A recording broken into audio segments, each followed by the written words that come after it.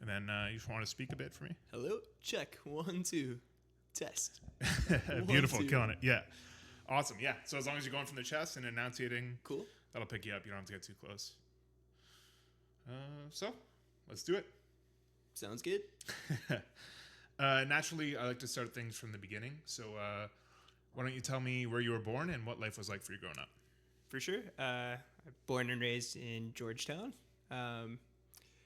Large family. My dad had 8 kids, and I'm the youngest, so I grew up with older siblings. And the skateboarding aspect definitely came from my older brother, that I grew up watching skate in the driveway, and yeah, it's always been around. Okay, cool. Okay, so one of your older brother, youngest of 8. Yeah. Okay, Yeah. cool. How many boys, girls out of your siblings? So 6 boys, 2 girls. 6 boys, 2 girls. And you're the youngest of 8. That's crazy. Okay. And then, so is it just you and your older brother who were kind of into skateboarding, or Yeah, kind of? our family is large in the sense that, like, my dad had kids spread out. So my sister is in her 50s. She could have been my mom, Really? at that point. Okay. And so I mainly grew up with like the 4 siblings to start. But yeah, it was Nick, the one that's closest to my age, that I would spend the most time with, I guess, for sure. Yeah.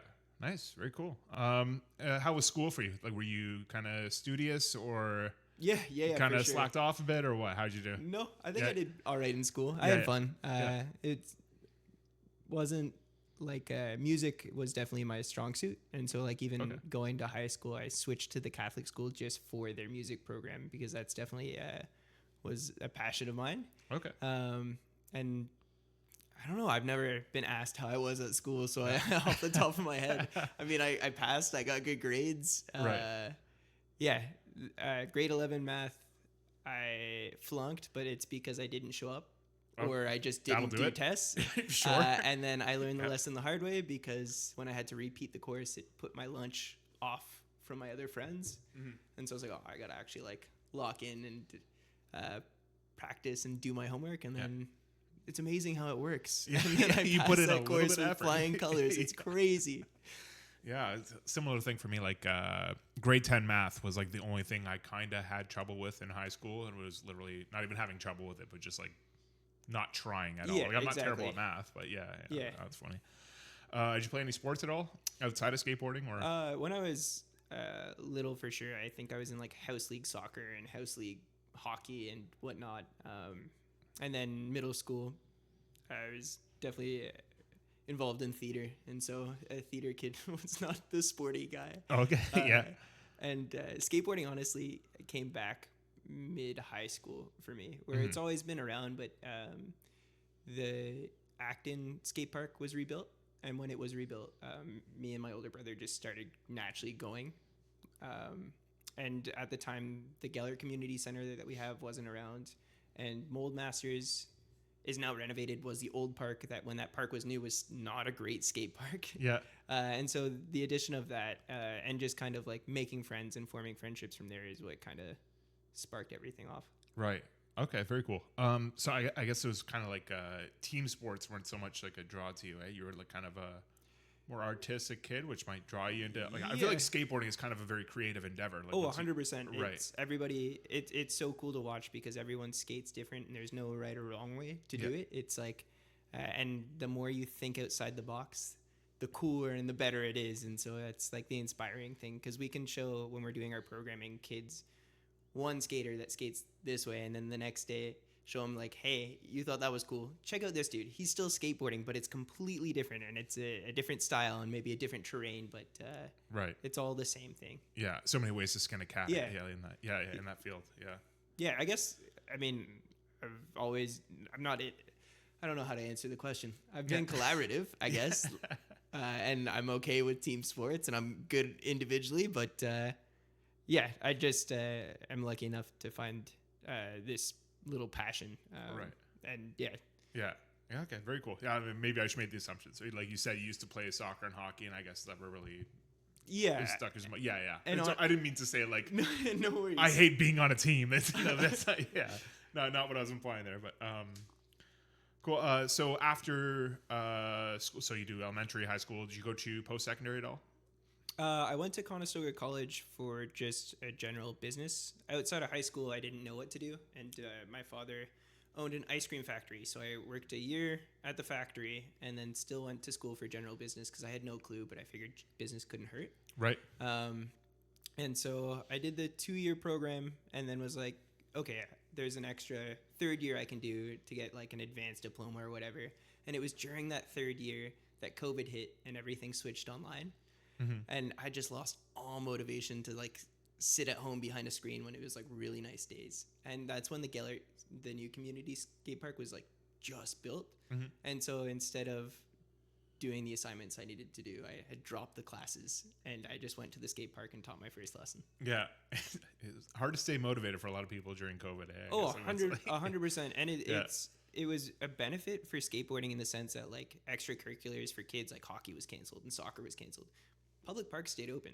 So parents were still trying to get their kids out and about to do something. So there was like a little boom of people interested in the sport just because one, there was nothing else to do, and two, this was a new skate park that Georgetown had, and it's like a state-of-the-art park that they had like a professional company come and build and design. And so it was the start of that kind of like we realized like, oh, there's momentum here, we can do something. And then I learned a lot more doing this business than I ddid going to business school. Hands-on learning, I definitely excel in. Yeah, it's incredible how experience is everything. Yeah, right? 100%. It's funny. Like a few of the business owners that I've spoken with, it seems like COVID was kind of like the catalyst for them to kind of take off into this whole new thing that they're going to do. For sure. It's funny how it worked out for a lot of people. So we kind of just touched on it a little bit there, but you kind of had this beautiful meld of you were going to school for business, you kind of had this passion for skateboarding, and then that's now become something. So why don't you expand on that a little bit and what you're doing right now? Yeah, for sure.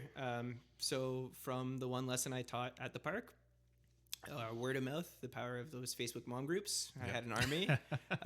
And part of the thing, like in high school, I reached out to a guy in the States that owned a skate shop. And I was like, hey, man, what do I do to be in your shoes? How do I own a skate shop? And that was always kind of the back of my mind, something that I wanted to do. And seeing the community naturally grow because of this new skate park and with the lessons picking up, I knew that it's something that I could jump into. The instant problem that we first ran into was like rent is absurd, and I wanted to find a way to kind of work around that. And in my head, it's like, no, let's like renovate a bus and let's go across Canada, skate park to skate park. And then do our lessons and be able to provide for like the different skate communities. That was the initial goal. While I was in college, I had a little notebook of like what this bus was going to look like. Yeah. And then I quickly realized like the politics behind skateboarding and everything's very territorial. And it makes sense that distros supply to a Canadian shop for their region that they've been approved to sell. So a lot of the distros, when we said, hey, we're doing a mobile skate shop, told us no. I'm stubborn. And so no is like, oh, you mean I should try harder? I got to set like a standard now of like what we got to do. Yeah. And so we sourced a company out in Napanee that renovates food trucks. And I emailed them. It was like, hey, I want a food truck, but I want it to be a retail storefront. Like I want to be able to pull up to the skate park and you don't have that experience like, oh, what is this ice cream truck? You walk in and it's like, man, I'm in the mall right now. This is crazy. The biggest thing right off the bat was I pitched the idea to the town because it was something like, is this legal? Can we do this? Right. And so we had like a board meeting, I guess, on Zoom with a bunch of town members, and I put together a slideshow and why it's important for the community to have this and what the growth of the sport actually means to the community and to the youth getting involved and engaged. And they were on board and they created a custom like mobile vendor permit for us. And so now we have a permit to sell directly at the local skate parks, which is so cool because there's been so many businesses like other skate shops that have come to us being like, hey man, we're having like a tough time working with our town. And it's like, no, use the town of Halton Hills as your standard because these guys are awesome. Yeah. And the fact that they were all like on board is so cool. We had our most recent like shop deck that came out was illustrations of the 3 skate parks in Halton Hills. Mm-hmm. And I like went and brought it to Mark, the guy at the town that is like responsible for like pushing skateboarding in these skate parks in town. So it was like a good full circle moment for him. He hung it up on his wall. Yeah. Yeah. Okay. Very cool. So talking to these other guys who kind of went back to you as well, like wondering like how you were able to do it. You said, hey, well, use Halton Hills as a reference. Did they end up seeing anything out of this? Like, did you see any other success stories kind of in other areas based on what you've done, or? You know what? I hadn't followed up on any of the people for sure. So I'm sure it was a good reference, and I don't know if anybody had reached out in that regard to the town. Right. But using that as an example is a no-brainer because it's possible. It's doable. I mean, every municipality you work with is different. Like right now, this year we're a community partner with the town of Caledon.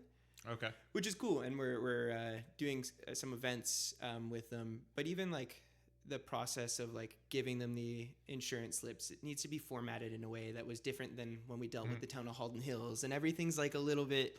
But I mean, everyone just wants to make sure that they got their back covered, so I understand. Yeah. Well, it's kind of cool to see like the catalyst of this and like how you start like whatever one lesson at a skate park and so then the mom group say like never underestimate a mom whose kid had a good experience. I guess like it's exactly, like that's so cool. So how long ago? So that was I guess during COVID you mentioned. Yeah, that was during COVID. And skateboarding is a seasonal sport, so 6 months of the year I was like scrambling to find work. And I started working for an after-school program called Kind Vibe Kids. They just run out of Glen Williams. Okay. And it's just like they do trail walks and nature-based activities with the kids. And it was through Sarah that owns that program that kind of introduced me to the world of like, hey, this is summer camps, and this is how you can run and also help sustain your business. And so I worked a couple summer camps with her, and she kind of showed me the ropes so that we were able to do it on our own, which was very cool. Another just like little bucket list thing that I always said like, oh, I want to run a summer camp. Right. It's just the logistics behind it were very intimidating, but by working that job, I kind of had a natural path to figure it out. Right. Yeah. By that means, but so I worked there. I worked at a coffee shop for a bit in the Glen too, called Main Street Market. Yep. It's good coffee. Yeah, it is good coffee. Yeah, for sure. Yeah, that's a great spot there. And then I got a job with the Catholic School Board just as an educational assistant. The mindset behind that was I wanted to offer more programming to make skateboarding more accessible. So I wanted to make a program for those kids that have the special needs that can't necessarily fit into like the regular program. Right. And so I've been doing that now the past couple of years, just in the classroom with the one student that needs that extra hand. And it's been super beneficial in that sense. And I've gotten a lot of experience. So that's something that we're looking to program for the future to make skateboarding more accessible. Cause it's the coolest thing about owning this business is like, it's a passion project and it's all about community. And so the more we can introduce to it, because it's a great outlet for kids. Right. Yeah. The better. Right. Yeah. You're just kind of doing everything you can to get the word out there, right? Yeah, exactly. So was that kind of in your mind when you applied with the Halton Catholic Board just to exactly I mean, obviously you're going to go and like do your job, do what you're supposed to do and like that, but also just kind of plant the seed a little bit there. 100%. Yeah. And I wanted experience before I offer a program. Sure. I need to know what's going on, right? Before, so skateboarding is good in the sense that it teaches you patience, which is huge. Yeah. And so that's why, the other passion is working with kids. And so it kind of goes hand in hand that I've been able to combine the two passions together. Yeah. And so where was I going with this? Yeah. No, I lost my train of thought. Yeah. Completely. No worries at all. Yeah, it's definitely skateboarding. Definitely takes patience. I know firsthand from my experience as a kid. The reason I stopped skateboarding was probably due to my lack of patience. Like I say I skateboarded, but what I mean is I had a skateboard and I hung out with some other kids who skateboarded. Like, I learned to ollie and pop shove it, I think. And like I was like, it's really easy for parents too to associate like that skateboarding stereotype with the punks that are just drinking and smoking at the parks and vandalizing and skating street obstacles, but it's not. Maybe 20 years ago, but it's a very positive community, and even the introduction of like skateboarding in the Olympics in 2020 validated it for a bunch of parents. We are a member of like Canada Skateboard, so in the future we can also like have some of our events that we hold sanctioned by them, which would bridge the gap to give Olympic points to people that want to compete in our contest, which is cool. Not something we're going to push and advertise because I want that to naturally happen. You'll find that sometimes parents bring their kid into the sport now with the mentality like, he's going to be the next big thing. But it's like, you're ruining the sport for that kid. Let that kid have fun first and want to go out and skate, and don't train. I mean, there's always going to be that person that's like the contest killer, and he will come or she will come to the skate park to practice for contests. But the point with all our programming that we do is we just want to show like, this is fun. Like if you're not having fun with it, you're not skating, because it's that aspect of the community that keeps it inviting and engaging, I guess. Right. Yeah. Oh, yeah. That's awesome. So the obviously the name kind of makes sense what you came up with. So it's the Driveway Skate Shop. I guess that was naturally based off like your road gig with the truck that you kind of started off with. Yeah, for sure. But you do have a brick and mortar spot now set up that you were kind enough to have me come and visit today, which I checked out. It was awesome. Very cool spot. Thanks, you got man. set up there. Yeah, for sure. It's a cool little setup. One thing that really stood out to me was like how much you're teaching to these kids that come by. So not only skateboarding, but everything that's involved in the industry as well. Like you have like a whole little print shop going on there, as well as like a whole kind of media classroom. Yeah, that's for the sure. right word for it, I guess. I would call it that. Yeah, Yeah, for sure. But please, if you want to expand on that a bit. The end goal with our programming isn't just to like, hey, you're dropping your kid off and they're spending 6 hours skating the whole time. No, we want to give them the proper like introduction to the sport, and there's culture behind it, and there's people that are paid in the industry to take the shots of these professional skaters. So there's photography, there's filming, there's graphic design. I mean, every skateboard that we have in our shop is just another piece of artwork that someone's been paid to make. There's different outlets where it's like, hey, you can go into construction, and there's companies that hire people to build skate parks. And like, even like one of my friends outside of high school, that's what he wanted to do. And then it came full circle because he was one of the ones that helped build the new Moldmaster skate park when it was redone. Okay. Cool. And so it's like, the end goal is to give the kids a spark in the community, and not like just like, hey, you have to be a pro skater, you have to send your body down a flight of stairs every time. No, you can be involved and you don't have to be a pro. And it's whatever you want to get out of the sport. And these kids are so creative that like, not only is like skateboarding a good outlet, but you can mesh the two with like art and all that jazz. And we just started kind of screen printing our own merchandise too, and so that's like something we're offering this year, which is super cool. So the kids will be able to design their own brand, and then we print a little magazine for them.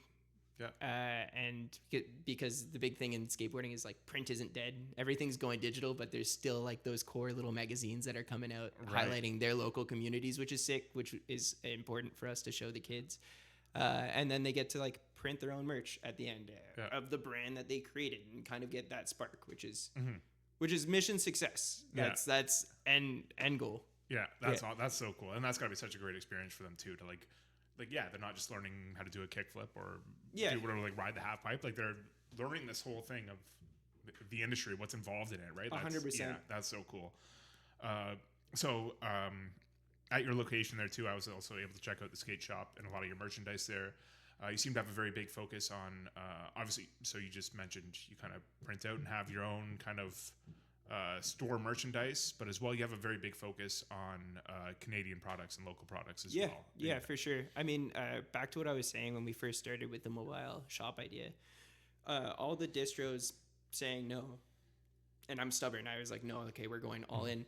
just meant we had to find different outlets and different brands to bring in so that we could support our community. And it was a no-brainer to be like, no, let's support Canadian. Like skateboarding is one of those sports where a lot of people are very brand loyal. Like they need to have this brand of truck or this brand of a wheel and like. So I remember like the brands that when I was first introduced to skateboarding being like, oh, it's Toy Machine or like, oh, Zero. Yeah. But then I was like, hold on. We have this space now where I'm introducing kids to the sport for the first time. They could look at the Canadian brands the same way that I looked at like those American brands when I was just getting into the sport. And so from there, it's so cool because I've gotten to make like lifelong friends. It's like you're dealing with the actual owners of the brands that are coming in. And we have a team of skateboarders that are super talented that we also sponsor. So it's easy for us to kind of make those connections back and forth and try and help progress their career or whatever they want to get out of the sport, but give them, highlight their names and their talent. Right. Yeah. Well, like it takes a village, right? Like, I mean, you have like a network and a community that you kind of 100%. Right. To be honest, like this is our 5th year in business, and the first time I put my face behind the camera was 2 months ago when we had this new indoor. Because you're right, it is a community. I was hesitant to put my face behind the brand because it takes a village. Like you were saying, it's not just me. There's so many people that have come and helped out, whether it's volunteering when we do like a contest at the skate park, or even when we had this new space. We're in the right industry because the amount of middle-aged skaters in the trades that were able to help out with HVAC, and we've got a buddy that's an electrician and painters and whatnot, to just make this happen because they wanted a space for the community just as bad as we do. Right. So yeah, that is the perfect way to describe it. It's a community kind of thing that it takes a village for sure. Awesome. Cool. And on that note, so there's someone else in the community that you kind of worked and collaborated with. I had the pleasure of sitting down with him and interviewing it with him a couple weeks ago now. Yeah, for sure. So Mike from Sad Boy Pizza. Yeah. So the two of you have kind of been working on a couple projects together. Yeah. It kind of naturally happened where it's like we had this indoor space, and I was like, wait, we can do birthday parties now. There's a lot more opportunities. And the thought was like, no, we're going to go and find a local business that we can support instead of going to like one of the big corporate chains. And I saw Sad Boy Pizza and walked in the one day and introduced myself to Mike and said, hey, I own the skate shop. We're looking to do birthday parties. Can you help us out with pizza? And Mike, being the good dude that he is, didn't even hesitate. Then we started going back and forth, realized we're very similar, I guess, in that sense, and became pretty good friends in that aspect. And then we're like, hold on, we can do more. And so Mike owns a wiener dog, and I own the skate shop, and I'm butchering this. But Mike, I saw that Mike also has like craft beer. Yeah. And that was like on my bucket list of like, I want to have a driveway beer. Yeah. And so we have collaborated together now to make, it's called the Long Dog. And so we have a lager coming out, and we've got the shop decks, and we have merchandise. But the cool thing about it is the proceeds go towards sending kids to our camp. And then half the proceeds also go to the Canadian like Dachshund Association. Yeah, nice. Yeah. Beautiful. That's awesome. That's fun. Like the way you guys kind of got a relationship together, like it just like makes perfect sense. Like having talked to both of you, you're very much alike, kind of just super ambitious people, kind of setting up their own business. And both of them seem to have like a very 90s vibe to it. And I don't know, like But it's funny. He said he went to your shop and everything, and was trying to learn it. He called it geriatric skateboarding. It's like he's trying to learn. That's really funny. I like that. Anyway, that's awesome. What would you say is next for a driveway skate shop? Like, as far as, are you looking to expand, grow, get more staff? Yeah. Like, do you have any other projects on the horizon? What are you looking at? There's always something on the go. I mean, there's always gonna be the next project that we're working towards. If in a year we're doing the same thing, we're doing the right thing. It's just now a matter of locking in.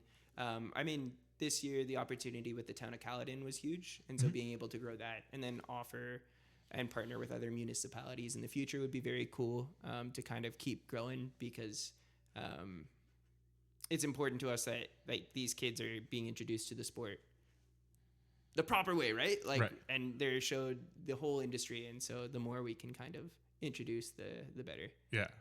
And so in terms of that, we'll probably do more collaborations with more brands and sponsor more team riders, and we're putting out like a little video part, which is cool, and we'll continue going from there. Just build a bigger network, I guess. Taking it day by day. I mean, all the Yeah. opportunities that have happened so far have come up pretty naturally, and the amount of people that we've met in the industry to get us where we are is very cool. Yeah.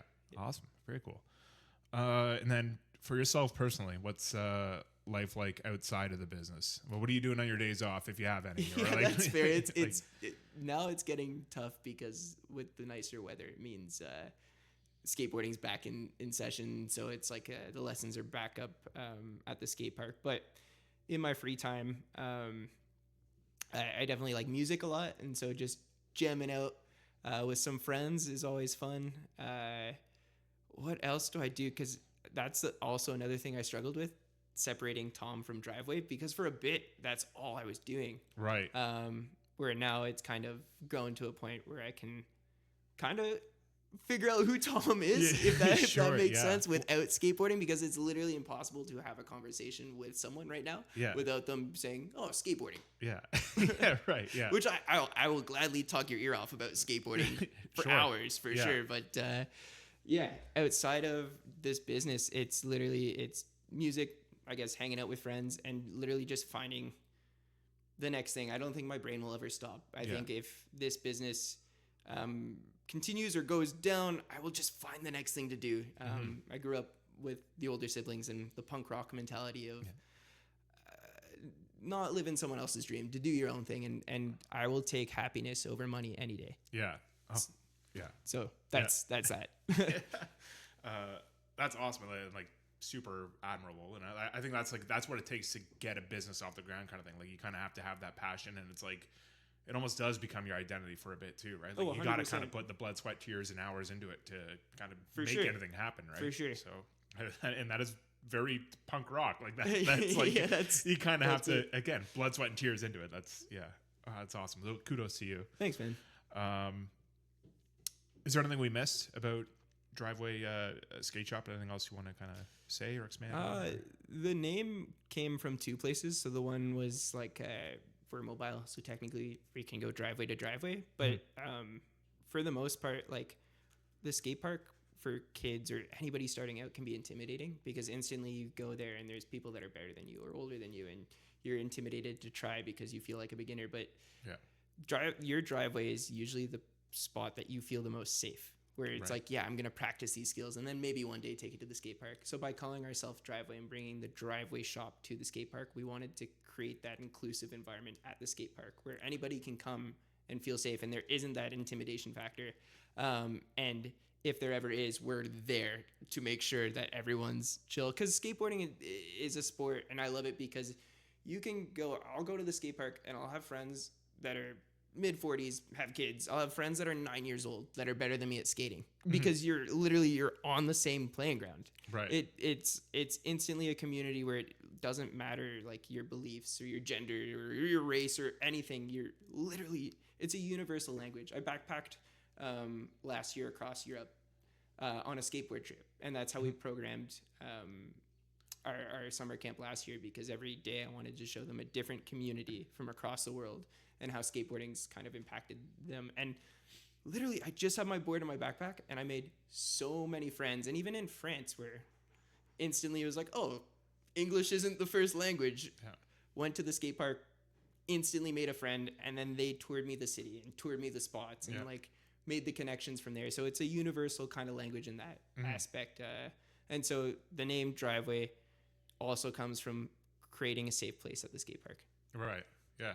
Very cool. That's kind of an awesome way to put it. And the whole like Euro trip, like backpacking across too, just to kind of, I guess, drive that point home of 100%. Yeah. And like it's a language in itself, I guess. 100%. Yeah. You don't have to speak. You can literally just skate with someone and then be like, yep, that was really cool. I don't know how you did that. Right.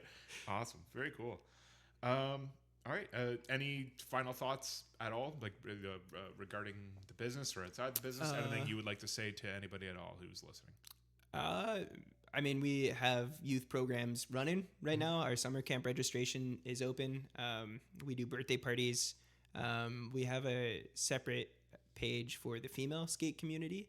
And so they run female-only skate nights because it's been a male-dominated sport.